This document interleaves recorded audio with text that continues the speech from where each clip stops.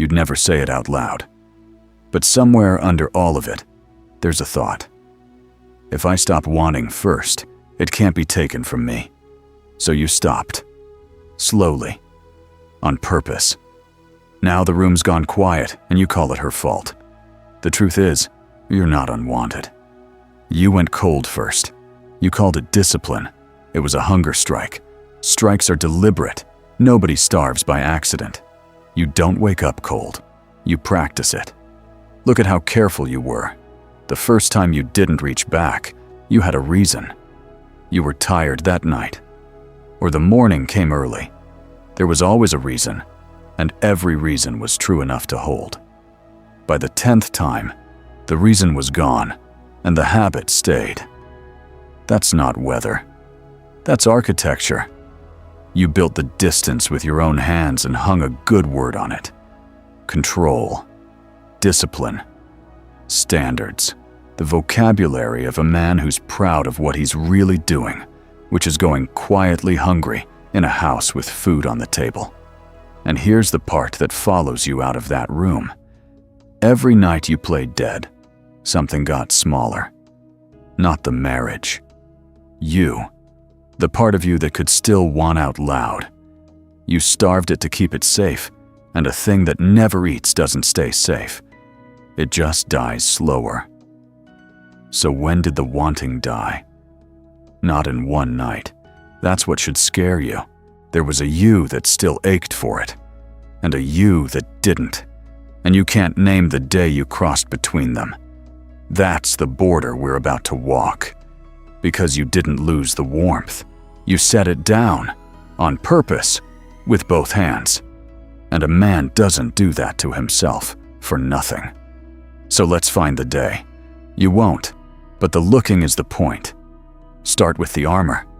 It's the thing you're proudest of. You call it strength. Nothing moves you. You sit through a fight with your face flat and your pulse slow. You need no one. You carry it alone. You built that. And it took years. And it works. Which is the cruel part. The armor does exactly what you designed it to do. It just doesn't face out. You thought you were walling off the world. Betrayal. The day someone you love decides you're not enough. But armor that thick doesn't only stop the blow coming in, it stops everything from getting out. The want, the undefended hunger for another person that makes a marriage instead of a lease. You sealed that in yourself. And here's what it costs you. Every single night. She rolls over in the dark, and her hand finds your side. A small ask. No words, because words feel too much like begging, and neither of you does that anymore. Her hand just waits there. And you lie still. You've gotten good at the breathing. Slow, even. Convincing. The performance of a man asleep. You feel her hand give up and pull back, and something in you calls that a win. You held the line. You kept control. You just rejected the last person still reaching for you. That's the roommate you keep complaining about. You made him, brick by brick. One withheld hand at a time. She didn't turn you into a stranger in your own bed. You clocked in for that job every night, and you were good at it. And you did it on purpose. That's the part we haven't said out loud yet. This wasn't fear you fell into by accident. It was a decision. One you're still making tonight. So stop asking when she stopped wanting you. Ask what you thought you were winning. Here's the word you've been avoiding. There's a name for a man who refuses what he needs, holds the line while it hollows him out, and wears the emptiness like a medal. It's not restraint. It's a hunger strike. Sit with that, because it explains everything.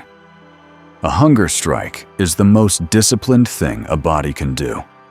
It takes real will to refuse the plate in front of you, to feel the need and override it, night after night, and call the override strength. That's why you're proud of it.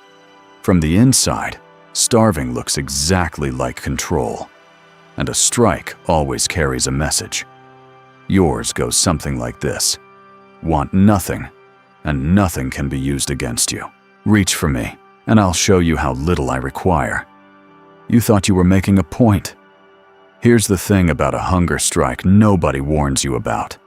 The striker is the one who starves, not the people you're protesting.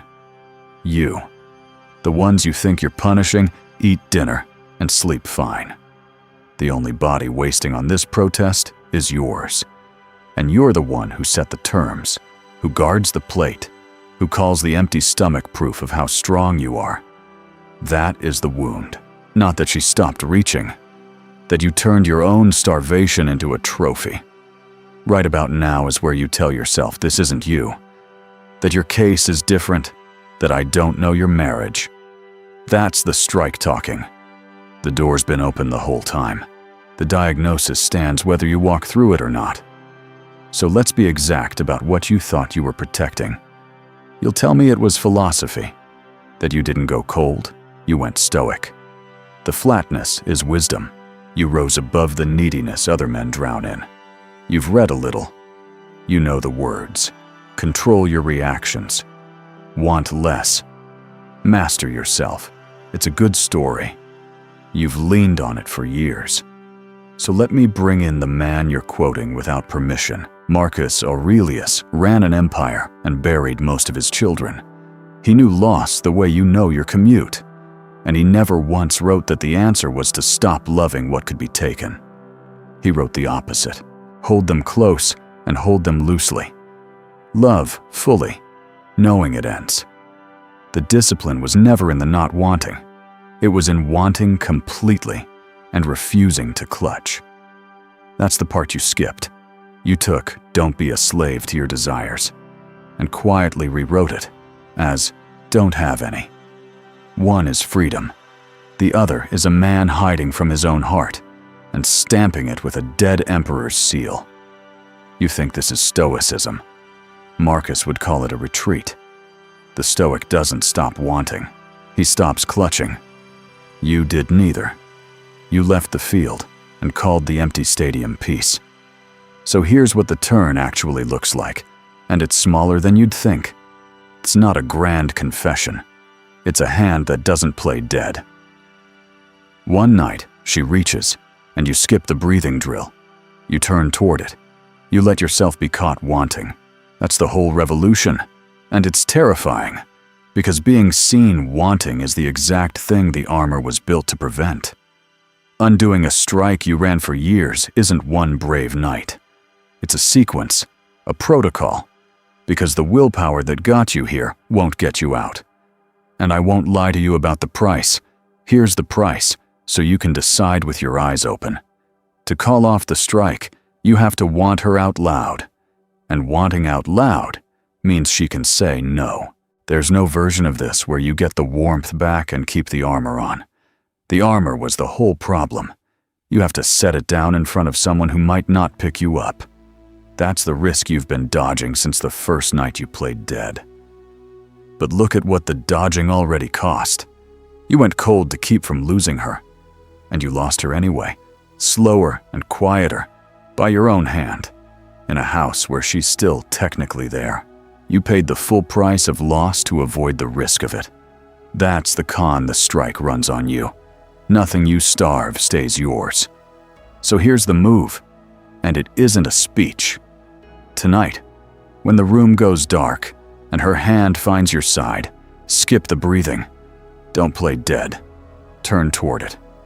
Let her catch you wanting. It'll feel like standing in the open with no cover, because that's what it is. And that exposure is the first real discipline you've done in years. The hard kind, the kind that costs something. You were never unwanted. You went unavailable. And unavailable is a door you locked from the inside. You're still holding the key. Every video here names another piece of armor you mistook for strength. Stay if you want the rest. Don't if you don't. The diagnosis holds without your subscription. The full protocol is linked below. Whether you open it tonight or leave it sitting there is, like everything else here, your call. The strike ends the second you decide to eat. So decide.